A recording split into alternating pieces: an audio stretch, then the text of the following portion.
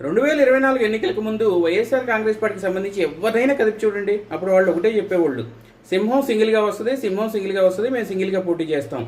So అవతల వాళ్ళు ఎన్ని పార్టీలైనా కలిసి రండి, మేము సింగిల్గా పోటీ చేస్తాం, గెలుస్తాం అని చెప్తానే మళ్ళీ ఇంకో వెర్షన్, మీకు దమ్ముంటే సింగిల్గా 175లో పోటీ చేయండి అని జనసేనని టీడీపీని రెచ్చగొడటానికి ట్రై చేస్తూ ఉండేవాళ్ళు. సరే అయిపోయింది. ఇప్పుడు 2024 ఎన్నికల ఫలితాలు మనందరం చూసాం కదా. వైఎస్ఆర్ కాంగ్రెస్ పార్టీ సింగిల్గా వచ్చిన సింహం చిత్తు అయిపోయింది. ఇప్పుడు జగన్మోహన్ రెడ్డి గారు అసెంబ్లీకి వెళ్లకుండా ఎగ్గొడటానికి రకరకాల ప్రయత్నాలు.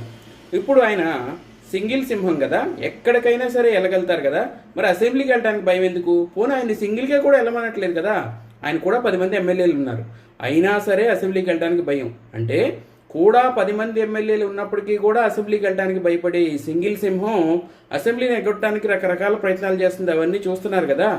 సో అసెంబ్లీకి వెళ్లకుండా ఎగ్గొడటానికి ప్రతిపక్ష హోదా